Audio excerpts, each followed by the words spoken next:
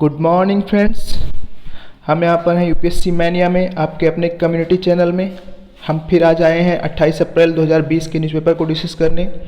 तो सबसे पहले होगा कल का प्रश्न, जो हम उसको डिस्कस करेंगे उसके उत्तरों के साथ। तो इसमें आपका सबसे पहला प्रश्न है,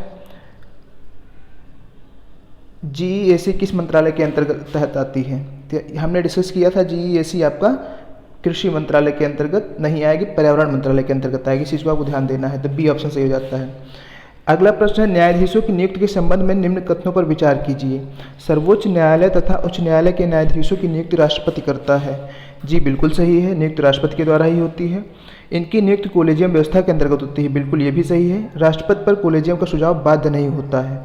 जी ये गलत है, क्योंकि कोलेजियम का जो सुझाव है वो बाध्यकारी है, राष्ट्रपति को उसे मानना ही होता है। तो यहाँ पर हमारा एक और दो विकल्प यानी कि बी ऑप्शन सही हो जाता है। अगला प्रश्न है, बीटीएडी बोडोलैंड क्षेत्रीय परिषद किस प्रदेश या केंद्र शासित प्रदेश में स्थित है? तो हमने डिस्कस किया था ब्रह्मपुत्र नदी के उत्तर में असम में 4 जिले जो हैं वो आते हैं इसके अंतर्गत।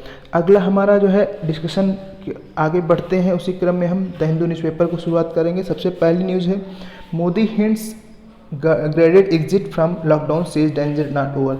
तो मोदी जी कह रहे हैं कि जो हम लोग होंगे, जो कल जो कि मुख्यमंत्री से वार्ता के दौरान उन्होंने कहा कि हम लोग ग्रेडेड एग्जिट करेंगे, यानी कि जैसे थोड़ी थोड़ी मात्रा में लॉकडाउन को रिलैक्स करेंगे ताकि उससे हम लड़ते भी रहें और थोड़ा सा राहत भी मिले हमको। अगली न्यूज है, ICMR says no payment made for Chinese test kit supplies.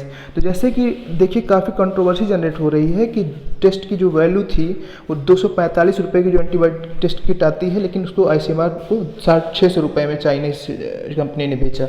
तो काफ़ी स्कैम की बात हो रही है कि कितना मतलब 245 की किट 600 में खरीद रहे हैं, कितना राष्ट्र का नुकसान है।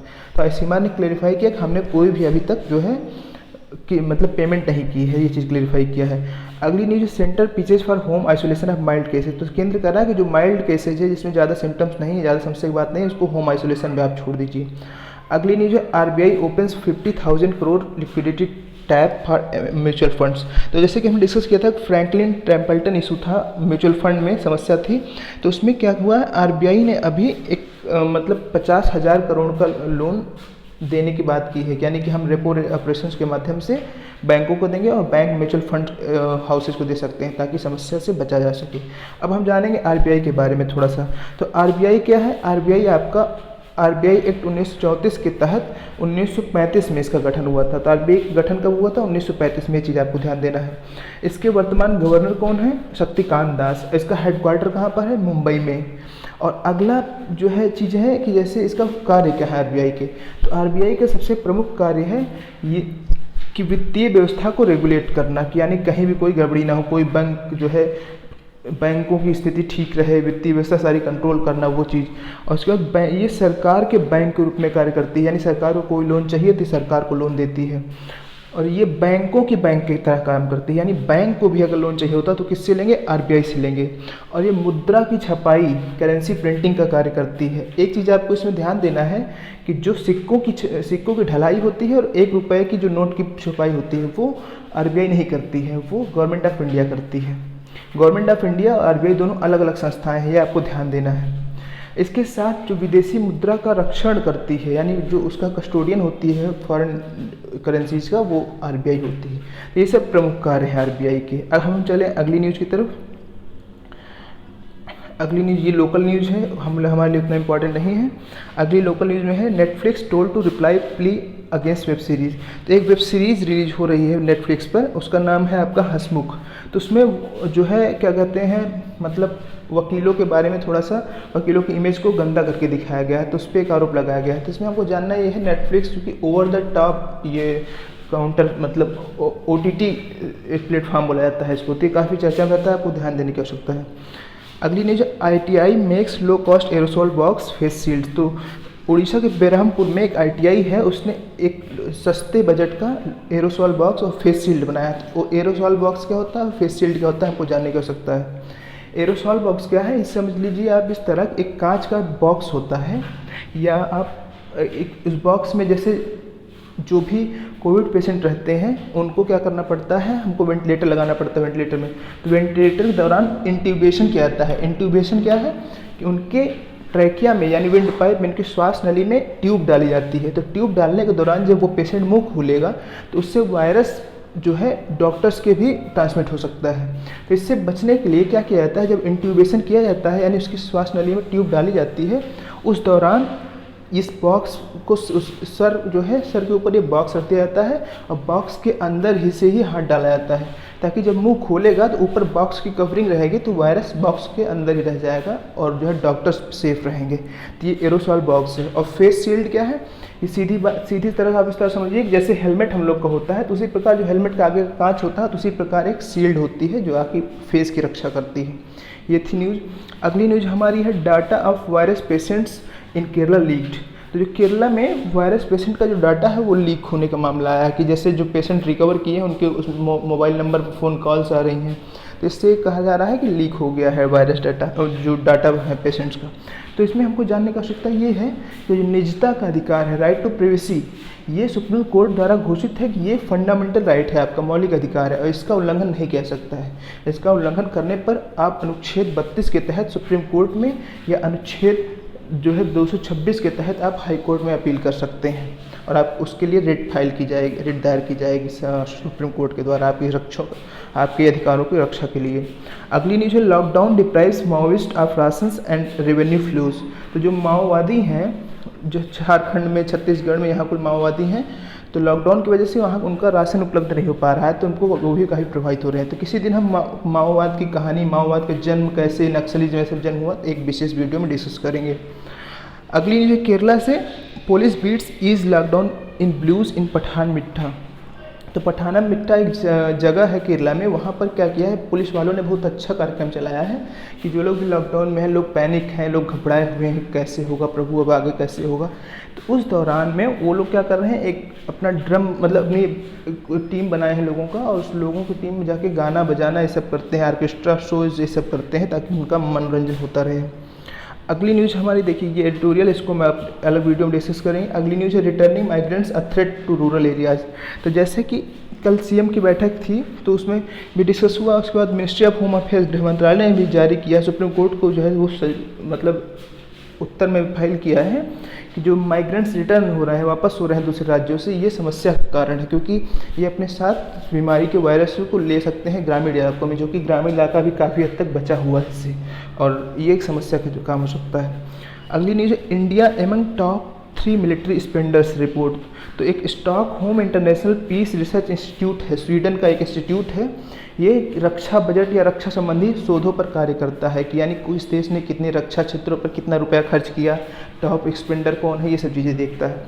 तो इसमें बताया गया है कि अब इस वर्ष आपका लगभग 1917 बिलियन डॉलर खर्च हुआ है पूरे वैश्विक जो है वैश्विक रूप से, जिसमें सबसे पहला नंबर संयुक्त राज्य अमेरिका का है, दूसरा चाइना का है और तीसरा नंबर इंडिया का है, चौथा नंबर रूस का है और पांचवा नंबर सऊदी अरब का है। तो आपको ध्यान देना है इंडिया तीसरे नंबर पर है। अगली न्यूज़ है MPs virtual meet scuttled over security concerns. तो देखिए आनंद शर्मा जी थे, आनंद शर्मा जो कांग्रेस के एमपी हैं, ये आपके वर्तमान समय में मिनिस्ट्री ऑफ होम अफेयर्स की स्टैंडिंग कमेटी के चेयरमैन हैं। तो पार्लियामेंट्री कमेटीज होती हैं, संसदीय समितियां होती हैं, तो उसमें जो गृह मामलों की समिति है उसके चेयरमैन हैं आनंद शर्मा। तो इन्होंने अपील की थी कि वर्चुअल मीटिंग यानी कि ऑनलाइन प्लेटफॉर्म के माध्यम से पार्लियामेंट्री कमेटी की यानी संसदीय समिति की बैठक बुलाई जाए, लेकिन इसको खारिज कर दिया गया। बताया गया कि सुरक्षा संबंधी मामले हो सकते हैं, जैसे कि एक जूम एप्लीकेशन पे बैन होने, जूम एप्लीकेशन पे आपका जो वायलेशंस का, प्राइवेसी वायलेशंस का जो है इशू किया था मिनिस्ट्री ऑफ होम अफेयर्स में, कि जैसे एक चाइनीज़ सॉफ्टवेयर में यूज़ होता है और अगर हम इसको यूज़ करते हैं तो जो हम लोग जो भी चर्चा करेंगे ये दूसरे देश की एजेंसीज भी इसको एसेस कर सकेंगे, तो इससे हमारी सिक्योरिटी वायलेट हो सकती है। अब जान रहे हैं संसदीय कार्य कितने प्राइवेट होते हैं, तो ये दूसरे देशों के हाथ में लग जाएंगे तो इससे प्राइवेसी का नुकसान हो सकता है। अगली न्यूज़ है students to be sent from home from Prayagraj. तो प्रयागराज से छात्रों को अब उनके आसपास ज़िलों में भेजा जा रहा है क्योंकि लॉकडाउन हो सकता है लंबे समय तक चले, तो जो भी वहाँ इलाहाबाद विश्वविद्यालय में छात्र पढ़ रहे हैं या फिर कोचिंगों में पढ़ रहे हैं, तो भविष्य में चूँकि लॉकडाउन का समय लंबा हो सकता है तो ऐसी समस्या ना उपजे, तो इसलिए उनको घरों भेजने का प्रबंध किया जा रहा है। Delhi high court caps price of test kits at ₹400। तो जैसे कि हमने पहले पेज में पढ़ा था कि जो 245 रुपये किट 600 रुपये पे बेचने का आरोप लगा है चाइना का, और मतलब आरोप भी लगाया जा रहा है कि इंडिया ने पेमेंट कर दी है, बड़ी धांधली है। तो दिल्ली हाई कोर्ट ने इसी क्रम में कहा है कि 400 रुपये से कोई ज़्यादा किट न खरीदी जाए, यानी भ्रष्टाचार न हो ऐसा कुछ। अगली न्यूज़ है कोविड-19 mother yet to hold her newborn. तो कोविड-19 से जो पेशेंट्स हैं, अगर कोई ऐसी माँ है जो कोविड-19 से सफ़र कर रही है और उसने बच्चे को भी जन्म दिया है, तो उस बच्चे में ना कोविड-19 फैले, इसके बचाव में काफ़ी प्रयास किए जा रहे हैं। उनको मतलब जन्म के बाद ही बच्चे को एक सैनिटरी नैपकिन में बांध के उनको अलग कर दिया जा रहा है, माँ के कांटेक्ट में आने से बचाया जा रहा है। अगली एक इंटरव्यू जो प्रिंट हुआ है विक्रम मिस्त्री जी का। ये हमारे इंडियन एम्बेसडर हैं चाइना में भारतीय राजदूत हैं। तो ये बता रहे हैं, जैसे इनसे कुछ प्रश्न पूछे गए कि चाइना हमारी जो अभी जैसे हाल में चर्चा आई है कि किट्स दे रहा है, फाल्टी किट्स हैं, ऐसे मतलब क्या हम इंपोर्ट करेंगे कि नहीं करेंगे, चाइना फाल्टी किट्स दे रहा है। तो उन्होंने बताया ऐसा नहीं है, ये जो भी फाल्टी किट्स आई हैं ये प्राइवेट मतलब लोग, जैसे कि स्टेट गवर्नमेंट्स ने पर्सनली जाके ख़रीदा है, सब खरीदा है, लेकिन जो भी गवर्नमेंट ऑफ इंडिया किट्स खरीद रही है वो केवल उन्हीं कंपनियों से खरीद रही है जो सर्टिफाइड हैं और जो चाइना की गवर्नमेंट पोर्टल पे उनका मेंशन है। तो यानी हम वेरीफाइड कंपनियों से केवल किट खरीद रहे हैं और चाइना हमें पूरी हेल्प कर रहा है। उसके बाद इन्होंने कहा कि इन्वेस्टमेंट की बात हुई कि जैसे अभी हमारा एक नियम जारी हुआ था जिसमें कहा गया कि जो भी हमारे पड़ोसी देश हैं उनसे जो इन्वेस्टमेंट आएगी, FDI आएगी, वो गवर्नमेंट रूट के थ्रू आएगी। तो कैसे इन्वेस्टमेंट प्रभावित होगी? तो इन्होंने कहा जी नहीं, ऐसा नहीं है, ये केवल उन इन्वेस्टमेंट को रोकने के लिए है जो अपॉर्चुनिटिस्ट जो है टेक ओवर के उद्देश्य से आए हैं, यानी कि मौके का फ़ायदा उठाने के उद्देश्य से आए हैं। लेकिन जो सही मानसिकता से अगर जो भी इन्वेस्टमेंट आएंगे उनको हम स्वागत करेंगे, ये चीज़ें कहा है। और उसके बाद ये भी कहा है कि हम चाइनीज़ डॉक्टर्स से भी जो भी वहाँ का एक्सपीरियंस है उनसे शेयर कर रहे हैं और उसको प्रयास कर रहे हैं यहाँ पर लागू करें इस लड़ाई से लड़ने में, और बोला कि हम भविष्य में भी ये चीज़ सहयोग बनाए रखेंगे। अगली न्यूज़ है CSIR to let firms defer fee on use of its technology. तो जैसे कि आप जानते हैं CSIR central for science and मतलब ये टेक्नोलॉजी इंस्टीट्यूट है science and ministry of science and technology के अंतर्गत। तो ये क्या करता है कि विभिन्न मुद्दों पर, जैसे कोई भी पर्यावरण महत्व का हो या फिर पब्लिक महत्व का मुद्दा हो, उन पर रिसर्च करती है और टेक्नोलॉजी का प्रयोग करके आम जीवन को, जनजीवन को सुगम बनाने का प्रयास करती है। तो इसी क्रम में जो इनकी टेक्नोलॉजी का जो भी कंपनियां प्रयोग करती है तो उनको टेक्नोलॉजी फ़ीस पे करनी पड़ती है। मान लीजिए कि जैसे आप जल शुद्धिकरण की कोई टेक्नोलॉजी इन्होंने डेवलप की है, तो जो प्योरीफायर कंपनियां होंगी वो इस टेक्नोलॉजी का अगर यूज़ करेंगे तो टेक्नोलॉजी फ़ीस पे करनी पड़ेगी CSIR को। तो CSIR ने अभी क्या किया है कि भाई अभी ये कोविड की समस्या महामारी का रूप ले चुकी है, तो इस समय में हमको मास प्रोडक्शन यानी बड़ी मात्रा में प्रोडक्शन की आवश्यकता है। तो इन्होंने कहा है कि हम जो भी हमारी टेक्नोलॉजी यूज़ करके कोई प्रोडक्शन करेगा हम उससे फ़ीस नहीं लेंगे, क्योंकि राष्ट्र हित में है और इस समय उत्पादन की बहुत आवश्यकता है। तो टेक्नोलॉजी फ़ीस को इन्होंने लेने से मना कर दिया कि हम नहीं लेंगे, आप लोग उत्पादन कर सकते हैं। अगली देखिए एक गजेंद्र सिंह शेखावत जो हमारे जल शक्ति मंत्री हैं, इनका इंटरव्यू तो बता रहे हैं कि जैसे कि गर्मी बढ़ रही है, पानी की डिमांड बढ़ेगी, तो हमारे पास पर्याप्त पानी उपलब्ध है, हमें कोई समस्या की बात नहीं। लगभग 56% ज़्यादा हमारे जो रिजर्वायर्स हैं उनमें पानी है अभी। और अगली news CBSE exams will be delayed HRD minister. तो जो हमारे HRD मिनिस्टर हैं ये कह रहे हैं कि जो CBSE एग्ज़ाम्स होंगे डिले होंगे क्योंकि कोविड के कारण। अगली news Chakma and Hajongs need help rights group. तो कुछ मानवाधिकार संगठनों ने कहा है जो चकमा और हजांग हैं इनको आवश्यकता है मतलब गवर्नमेंट सपोर्ट की आवश्यकता है। तो हम जानेंगे चकमा और हजांग कौन है। चकमा और हजांग जो है ये मेनली बांग्लादेश की जनजातियां हैं और हमारे मिजोरम में भी पाई जाती हैं। तो मिजोरम और बांग्लादेश की जनजातियाँ हैं। मिजोरम चूँकि बांग्लादेश से सटा हुआ है तो मिजोरम भी जनजातियाँ काफ़ी मात्रा में पाई जाती हैं। लेकिन बांग्लादेश में एक एथनिसाइड हुआ था, यानी कि एक इस एथनिक कम्युनिटी के खिलाफ हिंसा हुई थी जिससे काफ़ी मात्रा में ये लोग पलायन करके अरुणाचल प्रदेश में चले गए। असम में कुछ मात्रा में भी हैं, यानी कि उत्तर पूर्वी प्रदेशों में है, मुख्यतः मिजोरम में, अरुणाचल प्रदेश में, असम में है। ये चीज़ आपको ध्यान देने की आवश्यकता है। कुछ मात्रा में त्रिपुरा में भी हैं। तो मुख्यतः आप यानी मिजोरम में पहले भी रहते थे, अरुणाचल प्रदेश में यहाँ की बात की गई है कि इनके पास ना तो राशन कार्ड है ना कुछ है, तो अभी इनको राशन भी नहीं मिल पा रहा है, तो गवर्नमेंट सपोर्ट की आवश्यकता है। ये चीज़ मानवाधिकार संगठनों ने बात की है। ये जो है 19 अब इंटरनेशनल न्यूज़ की तरफ चलेंगे। तो UN warns of a human rights disaster. जैसे कि अभी जस्ट हमने पहले चकमा हजांग की बात की है कि मानव है उनको भी जो है वंचित किया जा रहा है, उनके पास राशन कार्ड है, उनको ध्यान देने की आवश्यकता है। तो वही कह रहा है, संयुक्त राष्ट्र संघ ने कहा कि जो है इस समस्या में मानवाधिकारों का भी उल्लंघन बहुत हो रहा है। इस चीज़ को ध्यान देने की आवश्यकता है कि मानवाधिकार सभी के सुरक्षित रहें। जैसे कि हम देख रहे हैं कि इसमें कम्युनलिज्म हो रहा है, धर्म जाति बांटा जा रहा है, हिंदू मुस्लिम लोग कर रहे हैं, और उसके बाद जैसे देखो जनजातियों के साथ भेदभाव हो रहा है, गरीब और अमीर के साथ भेदभाव हो रहा है। तो ये सब चीज़ें नहीं करने की आवश्यकता है, इनसे बचने की आवश्यकता है, यूनाइटेड नेशंस ने कहा है। अगली news, Chinese envoy threatens boycott of Australia. तो जैसे कि हम न्यूज़ पढ़े थे पहले कि ऑस्ट्रेलिया ने इस वायरस के जन्म के कारण पर अच्छे से इन्वेस्टिगेशन की बात की है कि इस पर जांच हो कैसे इस वायरस का जन्म हुआ। चाइना का कहीं इसमें बैड इंटेंशन तो कोई नहीं है।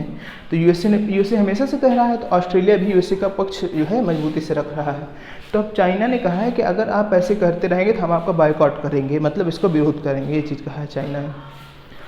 अगली न्यूज़ है, where is Kim Jong Un. तो किम जोंग उन के बारे में कल हमने डिस्कस किया था, तो ये भी इसमें फिर से वही चीज़ बताई जा रही है कि जैसे समस्या बढ़ रही है वहाँ पे, तो मतलब अभी उनका पता ही नहीं चल रहा है काफ़ी दिन से। तो वहाँ पर एक फेस्टिवल होता है जो उनके पुराने एम्परर, जो पुराने शासक थे, उनके बर्थडे को मनाया जाता है। वो उत्तर कोरिया का बहुत महत्वपूर्ण दिन माना जाता है, और उसमें जब से ये जो है वहाँ के लीडर बने हैं, नेता बने हैं, किम जोंग उन हमेशा पार्टिसिपेट करते थे, लेकिन इस साल के उसमें कार्यक्रम में इन्होंने पार्टिसिपेट नहीं किया। तो उसके बाद से संशय उत्पन्न हुआ कि भाई इतना महत्वपूर्ण फेस्टिवल है, उस देश का सर्वोच्च नेता उसमें भाग नहीं ले रहा है, तो इसका मतलब कुछ गड़बड़ है। तो उनमें उनकी हेल्थ की रिपोर्ट्स आने लगी कि मतलब उनका कार्डियोवैस्कुलर सर्जरी यानी हृदय संबंधी सर्जरी हुई थी, तो उनकी वो जीवित है या मृत्यु है, ऐसी भी अफवाहें चलने लगी थी। तो वही चीज़ बात इसमें की गई है। तो इसमें कहा गया है कि काफ़ी दिन से नहीं देखे गए हैं वो पब्लिक प्लेस पे। तो इसका कारण बताया जा रहा है, 3 कारण हो सकते हैं। एक तो हो सकता है कि वो बीमार चल रहे हो या फिर रिकवर कर रहे हो, तो इसलिए वो पब्लिक प्लेस में नहीं है। दूसरा हो सकता है कि वो जो कि कोविड बीमारी फैली हुई है, तो इसलिए पब्लिक प्लेसेस जाने से बच रहे हों। तीसरा ये भी हो सकता है उनकी कोई स्ट्रेटजी हो, कोई चाल हो, क्योंकि पहले भी आप देखे होंगे 2014 में भी एक बार वो कई महीनों के लिए गायब हो गए, तो कोई इनकी चाल हो, तो ये चीज़ कहा जा रहा है। तो ये चीज़ काफ़ी चर्चा में थी, लेकिन अभी वर्तमान में साउथ कोरिया ने खंडन किया है, नहीं वो जीवित हैं। इस चीज़ को उन्होंने बताया है, दक्षिण कोरिया ने बताया है कि वो जीवित हैं। और एक ट्रेन जो उनकी विशेष रूप से किम जोंग उन प्रयोग करते हैं, वो ट्रेन भी पूर्वी इलाके में देखी गई, तो इसलिए भी कहा जा रहा है कि वो भी जीवित हैं। अगली न्यूज़ है, violence rose after Afghan deal says United Nations. संयुक्त राष्ट्र संघ ने कहा कि जो अफगान शांति समझौता हुआ था, किसके बीच में हुआ था, आपको याद हो, तालिबान और यूएस गवर्नमेंट के बीच में हुआ था। ये चीज़ आपको पता होना चाहिए। तो उसके बाद जो है वहाँ पे हिंसा बढ़ गई है। अगली न्यूज़ है, in a crisis year Sri Lanka gears up for daunting debt repayment. तो जो समस्याओं की घड़ी चल रही है, इसमें श्रीलंका के ऊपर एक और समस्या है। श्रीलंका के ऊपर लगभग 46% जीडीपी का, वहाँ की जीडीपी जितनी है उसका लगभग 46% विदेशी कर्ज है। तो कर्ज की समस्या भी बढ़ती जा रही है। जैसे आप जानते हैं, लोन अगर आप लेते हैं तो उसको रिपेमेंट का एक डेट होता है। तो इस वर्ष ही लगभग उनका लगभग $2-3 बिलियन का लोन इस वर्ष जो है पूरा हो रहा है। तो उनको पेमेंट के भी चैलेंज है, जहाँ पे देखिए हमारे देशों में, हर देश में लगभग पैसे की समस्या आ रही है इस बीमारी से लड़ने के लिए। तो उसी क्रम में वहाँ पर जहाँ बीमारी भी कभी प्रकोप फैलता जा रहा है, उसी क्रम में एक समस्या श्रीलंका के लिए और है, वो कर्ज अदायगी का। ये न्यूज़ थी। अगली न्यूज़ है आपकी इकोनॉमी से related, in broker seek action against Templeton. तो अब जान रहे होंगे, हम लोग डिस्कस भी किए थे, फ्रैंकलिन टेम्पल्टन क्या है, एक जो है आपकी म्यूचुअल फंड एजेंसी है, म्यूचुअल फंड हाउस है, जो म्यूचुअल फंड्स में इन्वेस्टमेंट कराती है। तो इसने 6 स्कीम को वाइंड अप कर दिया, क्योंकि वो रिस्की एसेट्स थे, यानी उनकी दाम में और अवमूल्यन हो सकता था, और जो इन्वेस्टर्स थे उनका नुकसान हो सकता था, इसलिए उसको क्लोज कर दिया है, ताकि और उसका मूल्य ना गिरने पाए, बचाने के लिए। तो जो ब्रोकर्स थे, जो भी वहाँ के हैं म्यूचुअल फंड ब्रोकर्स हैं, उन्होंने कहा है कि इसके खिलाफ एक्शन लिया जाए। अब देखिए, इंडसइंड बैंक प्रॉफिट्स ड्रॉप्स। तो इंडसइंड बैंक जो है, बताया जा रहा है कि उसका लाभ गिरा है, उसके लाभ में कमी आई है। तो कारण बताया गया है कि एनपीए बढ़ गए हैं। एनपीए हमने डिस्कस किया है, नॉन परफॉर्मिंग एसेट्स, यानी कि ऐसे लोन जो अब जो है बैंक को प्रॉफिट देना बंद कर दिए हैं। जैसे कि हमने डिस्कस किया था कि मान लीजिए 100 रुपये का लोन दिए हैं, तो वो 3 माह के बाद 90 दिन तक अगर कोई भी ना तो प्रिंसिपल, ना तो मूलधन, ना ब्याज लौटाया जाए, तो वो चीज़ एनपीए घोषित कर दी जाती है। तो 90 दिन बाद एनपीए घोषित हो जाता है। तो एनपीए की मात्रा बढ़ने की वजह से इंडसइंड बैंक का प्रॉफिट में काफ़ी कमी देखी गई है। अगली न्यूज़ है, सेबी हाल्व्स ब्रोकर टर्नओवर फी। जो ब्रोकर टर्नओवर फी होता है, जैसे उसको सेबी ने आधा कर दिया है। अब ब्रोकर टर्नओवर फी हम देखें क्या है। ब्रोकर मतलब क्या होता है, जो किसी डील के बीच में मध्यस्थ काम करे, तो मध्यस्थ को कहते हैं ब्रोकर। तो ब्रोकर आपका देखिए क्या काम होता है, जैसे कि कोई कंपनी है, हमने डिस्कस किया था पब्लिक इशू, राइट इशू और बाय बैक ऑफर। तो डिस्कस किया पब्लिक इशू क्या है कि जब जैसे कोई कंपनी है पब्लिक के लिए अपना शेयर जो है लॉन्च करती है, और राइट्स इशू क्या था कि वो ऐसा शेयर जो उनके राइट वो इशू शेयर होल्डर के लिए ही लॉन्च हो और उनको विशेष दामों पर दिया जाए, वो राइट्स इशू है। और बाय बैक ऑफर क्या है कि अपने शेयर्स कंपनी जब वापस खरीदती है। तो ये सब काम करने के लिए कंपनियों के बीच में और स्टॉक मार्केट के बीच में एक मध्यस्थ टीम होती है, कुछ लोग स्पेशलिस्ट होते हैं, वो ये सब काम कराते हैं। तो अपना फीस भी लेते हैं, तो फीस जो लेते हैं कुछ परसेंटेज ऑफ शेयर्स ऐसे से रहता है। तो सेबी ने कहा है अभी उसको हम आधा कर देंगे, क्योंकि अभी कंपनियां वैसे समस्या में है, तो फीस ज़्यादा होगी तो उसका बर्डन भी रहेगा, तो उसको आधा करने की बात की है। ये न्यूज़ थी इकोनॉमी से रिलेटेड। बाकी अब हमारी स्पोर्ट्स से रिलेटेड न्यूज़ है। अब हम चलेंगे आज के प्रश्नों की तरफ। तो सबसे पहला प्रश्न है, चकमा व होजांग जनजाति किस प्रदेश से संबंधित है? उत्तर इसमें से आपको बताना है, कमेंट बॉक्स में आंसर देना है। आंध्र प्रदेश, मिजोरम, राजस्थान या उत्तराखंड। अगला प्रश्न है, आरबीआई के कार्यों के संबंध में निम्न कथनों पर विचार कीजिए। इसका स्टेटमेंट 1, सरकार के लिए बैंक का कार्य करती है, बैंकों की बैंक है, विदेशी मुद्रा का रक्षण करती है, वित्तीय व्यवस्था की देखरेख करती है। विकल्प आपके हैं केवल 1 व 2, 1 व 3 या उपर्युक्त सभी। निजता का अधिकार किस श्रेणी का अधिकार है? मौलिक अधिकार, संवैधानिक अधिकार, विधिक अधिकार, प्राकृतिक अधिकार। प्रश्न संख्या 4 है, हाल ही में SIPRI SIPRY Stockholm international peace research institute जो कि स्वीडन में स्थित है द्वारा जारी रिपोर्ट के अनुसार भारत का रक्षा व्यय में विश्व में कौन सा स्थान है? प्रथम, द्वितीय, तृतीय, चतुर्थ। तो इनका जवाब आपको कमेंट बॉक्स में देना है। तो ये थी आज की डिस्कशन। बहुत बहुत धन्यवाद। अन्य अपडेट्स के लिए चैनल को सब्सक्राइब करें और बेल आइकन दबाएं ताकि हमारी अगली वीडियो की नोटिफिकेशन आप में आ सके। धन्यवाद।